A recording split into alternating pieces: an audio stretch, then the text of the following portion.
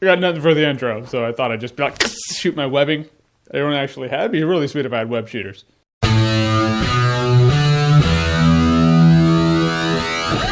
The Amazing Spider-Man 2. So in The Amazing Spider-Man 2, Peter Parker has been Spider-Man for a while. He's really living it up, and I really love Andrew Garfield as Spider-Man. Him as Spider-Man / Peter Parker is the quintessential Spider-Man for the big screen. I'll defend that till I die. Just in his attitude and persona, you can tell Andrew Garfield is not 19 years old in this movie. You're watching it, you're like, I feel like you're like 30, dude. But just in his attitude and his shit talk, he's very Spider-Man. I love seeing that. So now Jamie Foxx becomes Electro, and in the trailers we were like, we're gonna get like 3 villains in this movie. There technically are, but there are not 3 villains in this movie, really. I mean, you see it on the banner, 3 villains, and I'm like, oh, this movie is gonna be crowded as shit. And it kind of is, but it's not really because of the villains. Rhino's in it, kind of, not really. He's this dude he takes down in about 2.5 minutes. Having Rhino on the banners is kind of like having those dudes at the beginning of the original Tim Burton Batman. You know, the guy's like, hey man, Johnny Gobbs got ripped and took a walk off a roof, alright? No big loss. Having Rhino on the banners for The Amazing Spider-Man 2 is like having those guys on the banner for Batman. It just doesn't make sense, so yeah, slash that. Now we're down to 2 villains. Electro, yeah, he's the main villain. The other one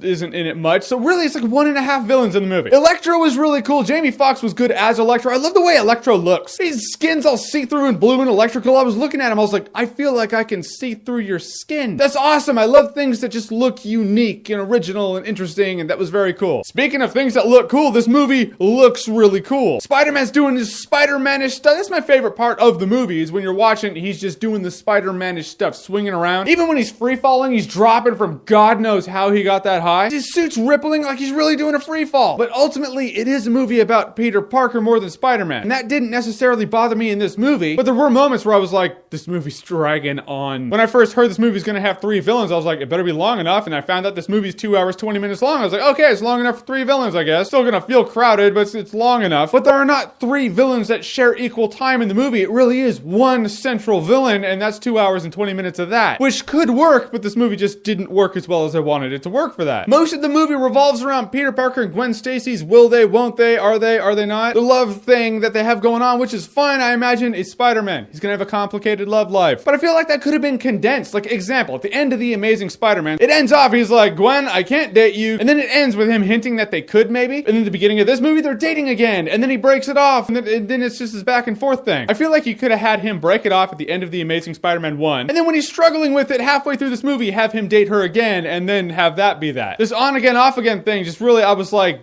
do it or do not do it. Love complication is fine in movies, but it gets old fast. There are a couple very touching moments where you're like, okay. I guess that's why people date. And it feeds into the overall thing. I'm just saying it went on for too long. He and Harry Osborn have their friendship, and it starts getting a bit complicated, and there's friction there, and you're like, I see where this is going. And then there's Electro he has to deal with, and then his love life he has to deal with, and then that thing with his parents he has to deal with. You know that thing where it's like, ooh, your parents have a secret that they cut most of it out of The Amazing Spider-Man 1? Well, they touch on it in this movie, and then they resolve it, and ultimately I was like, his parents in the comic book do have a story arc to them. It's not the same as they did in this movie, but they do have a story. But they resolve it in this movie, and by the end, you're like, okay, so the whole thing with his parents was to learn one thing. One thing that we already knew from the last movie. Oscorp bad. Alright, so there are a couple other things that you learn also. But all in all, so Peter Parker can find resolution with his parents not being there. I just don't know why that had to be in the movie. It's just another storyline that this movie has to have in it, and that's what makes it feel crowded. It's not the villains. It's all the shit he has to do. I mean, just focus the movie up. By the end of this movie, there is another villain. I'm gonna use a comparison you don't want to hear me use, but I'm going to use it because it's the best comparison there is. And I swear to you,